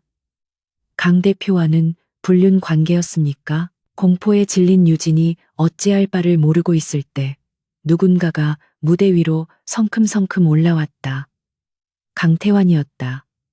그는 망설임 없이 유진의 앞을 가로막아 섰다. 그의 등장은 성난 파도 같던 기자들을 순간 멈칫하게 만들었다. 태환은 유진의 어깨를 한 팔로 감싸 안으며 차갑게 굳은 얼굴로 마이크를 잡았다. 내 아내에게서 카메라 치워. 태환의 목소리는 낮았지만 살기가 등등했다. 연회장이 순식간에 찬물을 끼얹은 듯 조용해졌다. 그는 난동을 부리는 남자를 싸늘하게 내려다보았다. 당신 내 아내를 안다고 했나? 남자는 태환의 기세에 눌려 쭈뼛거렸지만 오세나와의 약속을 떠올리며 억지로 소리쳤다. 그렇소. 우리가 얼마나 사랑했는데 돈 때문에. 그래?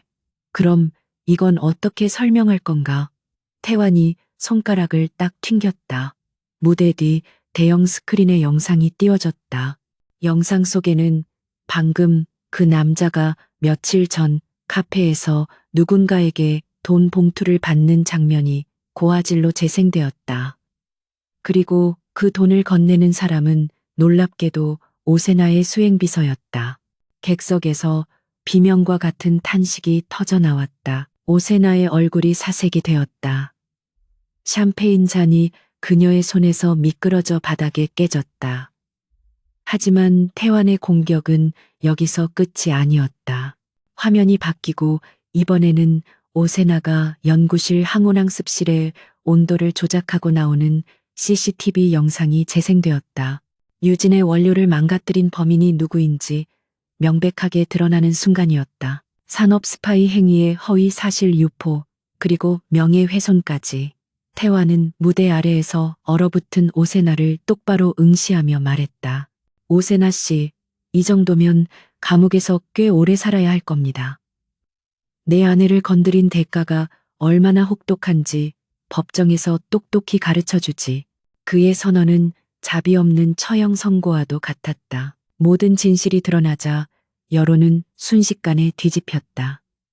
사람들은 오세나를 향해 손가락질을 했고 기자들은 이제 오세나를 둘러싸고 플래시를 터뜨렸다. 말도 안 돼. 이건 조작이야. 오세나가 발악했지만 대기하고 있던 보안팀이 그녀를 양쪽에서 붙잡아 끌고 나갔다. 파티장은 오세나의 비명소리로 가득 찼지만 아무도 그녀를 동정하지 않았다. 한명자 회장마저 싸늘한 눈빛으로 고개를 돌려버렸다. 소란이 정리되자 태환은 다시 관객들을 향해 섰다. 그는 여전히 떨고 있는 유진의 손을 꽉 잡고 놓지 않았다. 오늘의 소란에 대해 사과드립니다. 하지만 이 자리에서 분명히 밝혀두고 싶은 것이 있습니다. 그는 유진을 바라보며 부드러운 눈빛을 보냈다. 그 눈빛에는 연기가 아닌 진심이 담겨 있었다. 서유진은 내 아내이기 이전에 그 누구보다 뛰어난 실력과 열정을 가진 조향사입니다. 그녀의 재능은 그 어떤 배경이나 음모로도 가릴 수 없습니다. 태환은 유진의 손을 들어 올리며 선언했다. 저는 오늘부로 서유진 씨를 엘리시안 뷰티의 총괄 크리에이티브 디렉터로 임명합니다. 그녀가 보여줄 새로운 엘리시안의 미래를 기대해 주십시오. 우레와 같은 박수가 터져나왔다. 이번에는 가식적인 박수가 아닌 진정한 응원과 찬사의 박수였다. 유진은 벅차오르는 감정에 눈시울이 붉어졌다. 그녀는 태환을 올려다보았다. 그는 세상의 모든 공격으로부터 그녀를 지켜낸 기사였고 그녀를 가장 빛나는 자리에 올려준 왕이었다. 고마워요. 유진이 입모양으로 말했다. 태환은 미소 지으며 그녀에게 고개를 숙였다. 아직 인사는 일러. 이제부터가 진짜 시작이니까.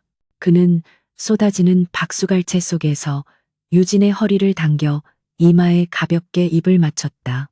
그 순간 계약으로 시작된 두 사람의 관계가 진짜 사랑으로 변모했음을 그 자리에 있는 모두가 느낄 수 있었다. 파티가 끝나고 집으로 돌아오는 차 안 두 사람 사이에는 묘한 침묵이 흘렀다.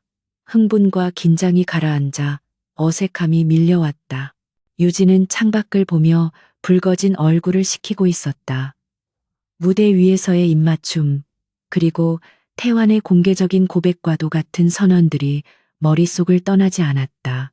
이게 정말 연기였을까? 아니면 할 말이 있습니다. 태환이 먼저 침묵을 깼다. 유진이 그를 돌아보았다. 오늘 일 미리 상의하지 못해서 미안합니다. 당신이 걱정할까봐 혼자 처리하려고 했던 건데 너무 놀라게 한 건 아닌지. 천하의 강태환이 사과를 하고 있었다. 유진은 피식 웃었다.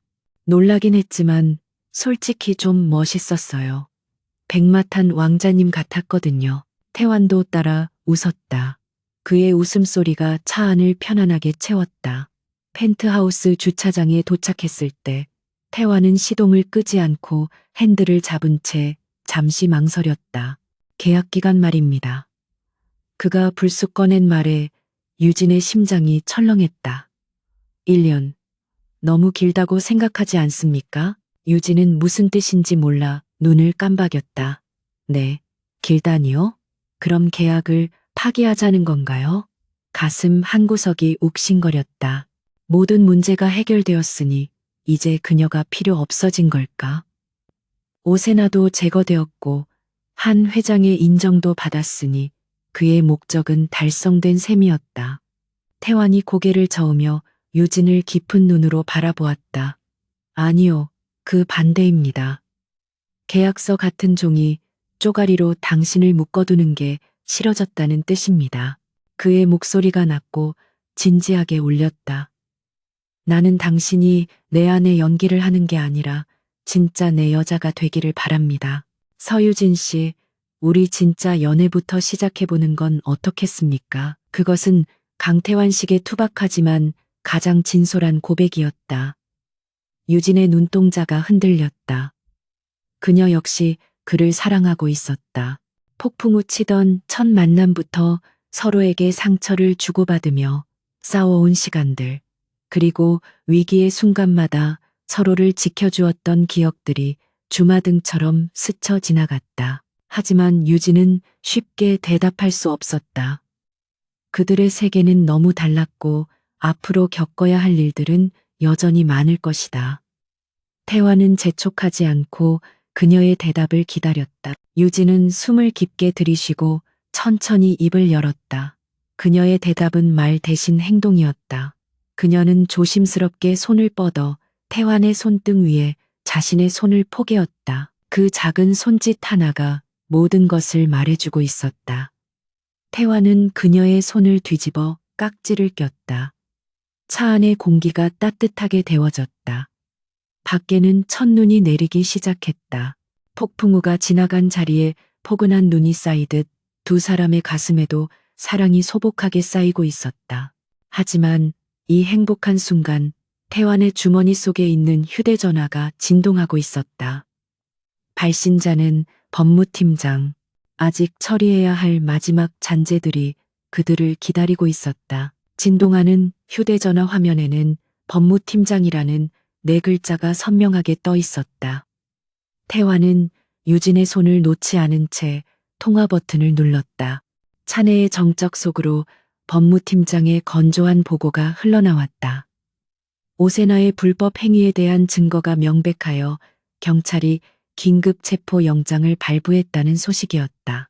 더욱 놀라운 것은 오성그룹 측의 반응이었다. 그들은 기업의 이미지가 실추될 것을 우려해 오세나와의 모든 관계를 단절하고 그녀의 개인적인 일탈이라며 선을 그어버렸다. 재벌가 특유의 비정한 꼴이 자르기였다. 태화는 짧게 알겠다는 대답만 남기고 전화를 끊었다. 그는 씁쓸한 표정으로 창밖을 응시했다. 권력과 돈을 위해 혈육마저 내치는 비정한 세계. 그가 그토록 혐오하면서도 벗어날 수 없었던 그 세계가 오늘따라 더욱 차갑게 느껴졌다. 하지만 이제는 달랐다. 그의 옆에는 온기가 있는 사람 서유진이 있었다. 태화는 유진을 돌아보며 말했다. 끝났습니다. 이제 그 누구도 당신을 괴롭히지 못할 겁니다. 유진은 안도감에 깊은 숨을 내쉬며 태환의 어깨에 머리를 기댔다. 폭풍 우가 완전히 지나간 밤이었다. 며칠 뒤 성수동 골목길에는 낯익은 풍경이 펼쳐졌다. 유진은 태환과 함께 자신의 공방 센트 오브 소울 앞에 섰다. 경매로 넘어가 사라질 줄 알았던 공방은 놀랍게도 말끔하게 수리되어 있었다. 낡은 간판은 세련되게 다듬어졌고 깨진 유리창은 새 것으로 교체되어 있었다. 유진은 믿기지 않는다는 듯 태환을 바라보았다. 태환은 주머니에서 열쇠 하나를 꺼내 유진의 손에 쥐어주었다. 제가 당신에게 주는 첫 번째 선물입니다. 태환이 담담하게 말했다. 경매에 넘어간 건물을 제가 개인 자격으로 매입했습니다. 엘리시안의 자산이 아니라 강태환 개인의 소유이니 이제 그 누구의 간섭도 받지 않을 겁니다. 그리고 이것을 당신에게 양도하겠습니다. 유진은 열쇠를 쥔 손을 떨었다. 단순히 건물을 돌려받아서가 아니었다. 태환이 그녀의 꿈과 추억을 지켜주기 위해 얼마나 세심하게 신경 썼는지 그 마음이 느껴졌기 때문이었다. 공방 문을 열고 들어서자 익숙한 향기가 두 사람을 반겼다. 유진은 먼지 한 톨 없이 청소된 작업대를 어루만졌다. 이곳에서 그녀는 다시 시작할 수 있었다. 빚에 쫓기는 채무자가 아니라 자신의 브랜드를 가진 당당한 조향사로서 말이다. 태환은 그런 유진의 뒷모습을 흐뭇하게 바라보다가 품 안에서 서류 봉투 하나를 꺼냈다. 유진이 뒤를 돌자 그는 봉투를 내밀었다. 이것도 정리해야죠. 태환의 목소리가 조금 전보다 진지해졌다. 유진은 의아한 표정으로 봉투를 열었다. 그 안에는 두 사람이 처음 작성했던 혼인 계약서가 들어 있었다. 유진의 심장이 덜컥 내려앉았다. 모든 게 정리되었으니 이제 이 계약도 끝내자는 뜻일까. 불안감이 엄습했지만 그녀는 애써 태연한 척하려 했다. 하지만 태환의 다음 행동은 그녀의 예상을 완전히 뒤엎었다. 태환은 유진의 손에서 계약서를 가져가더니 망설임 없이 반으로 찢어버렸다. 종이 찢어지는 소리가 공방 안에 크게 울렸다. 유진이 놀란 눈으로 그를 쳐다보았다. 첫 만남 때 유진이 수표를 찢었던 장면이 오버랩되었다. 태환은 찢어진 종이 조각들을 휴지통에 던져 넣으며 말했다. 갑과 을로 맺어진 관계는 여기까지입니다. 나는 더 이상 당신을 계약으로 묶어두고 싶지 않습니다. 유진은 말을 잇지 못했다. 그럼 우리는 헤어지는 건가요? 그녀의 목소리가 미세하게 떨렸다. 태환은 고개를 저으며 한 걸음 다가왔다. 그는 재킷 안주머니에서 작은 벨벳 케이스를 꺼냈다. 뚜껑이 열리자 화려하지 않지만 기품 있는 다이아몬드 반지가 은은한 빛을 발했다. 그것은 보여주기식 결혼을 위해 급조했던 반지가 아닌 그가 고심해서 고른 진짜 반지였다. 계약이 끝났으니 이제 진짜를 시작해야죠. 태환이 유진의 앞에 한쪽 무릎을 꿇었다. 서유진 씨, 나랑 결혼해 주십시오. 이번엔 1년짜리 계약직 아내가 아니라 평생을 함께할 반려자로 내 곁에 있어줬으면 합니다. 당신이 내 세상을 향기로 채워줬듯이 나도 당신의 평생을 지키는 울타리가 되겠습니다. 그의 고백은 화려한 미사여구는 없었지만 묵직한 진심이 담겨 있었다. 유진의 눈에서 참았던 눈물이 터져 나왔다. 그녀는 고개를 끄덕이며 손을 내밀었다. 좋아요. 평생 당신을 괴롭혀 줄게요. 태화는 환하게 웃으며 그녀의 손가락에 반지를 끼워 주었다. 그리고 자리에서 일어나 그녀를 으스러지도록 꽉 껴안았다. 서로의 심장 박동이 하나로 포개어지는 순간이었다. 좁은 공방 안은 세상 그 어떤 곳보다 따뜻하고 행복한 향기로 가득 찼다. 계절이 바뀌고 겨울이 지나 봄이 왔다. 엘리시안 그룹에는 많은 변화가 있었다. 한명자 회장은 경영 일선에서 물러나 성북동 저택에서 요양을 시작했다. 그녀의 성격이 완전히 유해진 것은 아니었지만 적어도 유진을 대하는 태도는 180도 달라져 있었다. 그녀의 침실맡에는 항상 유진이 선물한 향수 메모리가 놓여 있었고 그녀는 가끔 유진을 불러 차를 마시며 옛 이야기를 나누곤 했다. 유진의 커리어도 날개를 달았다. 엘리시안 뷰티의 총괄 디렉터로서 출시한 봄 시즌 향수 스프링 왈츠는 출시 일주일 만에 완판을 기록하며 대성공을 거두었다. 그녀는 더 이상 낙하산이라는 꼬리표에 시달리지 않았다. 실력으로 증명해낸 그녀에게 직원들은 존경과 신뢰를 보냈다. 박 팀장조차 이제는 유진의 열렬한 지지자가 되어 있었다. 어느 화창한 주말 오후 태환과 유진은 한강공원을 산책하고 있었다.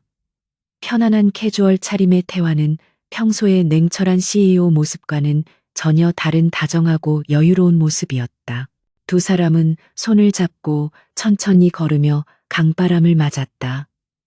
지나가는 사람들이 그들을 알아보고 수군거렸지만 두 사람은 신경 쓰지 않았다. 그들은 이제 세상의 시선보다 서로의 시선을 더 중요하게 생각했다. 당신 그거 알아요? 유진이 문득 물었다. 뭐가 말입니까? 태환이 그녀를 내려다보았다. 우리가 처음 만난 날 당신 정말 재수 없었던 거.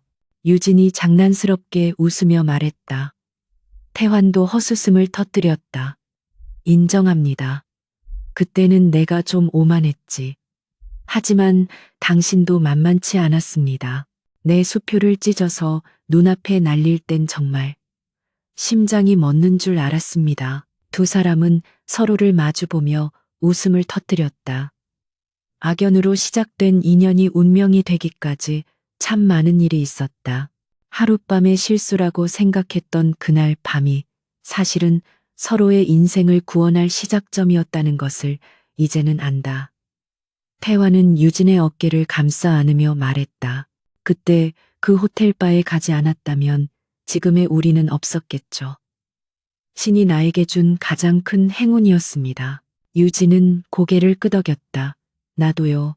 당신을 만나지 못했다면 나는 여전히 과거에 갇혀 살았을 거예요. 당신이 나를 세상 밖으로 꺼내줬어요. 그녀는 태환의 가슴에 얼굴을 묻었다. 그의 옷에서 나는 익숙한 시더우드 향과 그녀의 몸에서 나는 부드러운 플로럴 향이 섞여 세상에 하나뿐인 완벽한 조화를 이루었다. 갑자기 태환이 걸음을 멈추고 유진의 얼굴을 감싸 쥐었다. 사랑합니다. 서유진. 낮고 깊은 목소리가 그녀의 귓가에 울렸다. 유진은 까치발을 들어 그의 입술에 가볍게 입을 맞췄다. 저도 사랑해요. 강태환 씨. 강바람에 흩날리는 벚꽃잎 아래에서 두 사람은 긴 입맞춤을 나누었다. 그것은 계약의 종료이자 영원한 사랑의 서약이었다. 시간이 흘러 몇 년 뒤 엘리시안 호텔의 로비. 거대한 전광판에는 세계적인 향수 어워드에서 대상을 수상한 서유진 디렉터의 인터뷰 영상이 나오고 있었다. 화면 속의 유진은 자신감 넘치고 아름다웠다. 인터뷰어가 그녀에게 물었다. 당신에게 가장 큰 영감을 주는 뮤즈는 누구입니까? 유진은 카메라를 응시하며 환하게 미소 지었다. 제 남편입니다. 그는 저에게 세상에서 가장 차가운 시련과 가장 뜨거운 사랑을 동시에 알려준 사람니까요. 그 시각 집무실에서 영상을 지켜보던 태환의 입가에 미소가 번졌다. 그는 책상 위에 놓인 가족 사진을 바라보았다. 사진 속에는 그와 유진, 그리고 그들을 꼭 닮은 어린아이 하나가 환하게 웃고 있었다. 강태환의 인생은 완벽했다. 부와 명예, 권력 모든 것을 가졌지만 그 모든 것 위에 서유진이라는 여자가 있었다.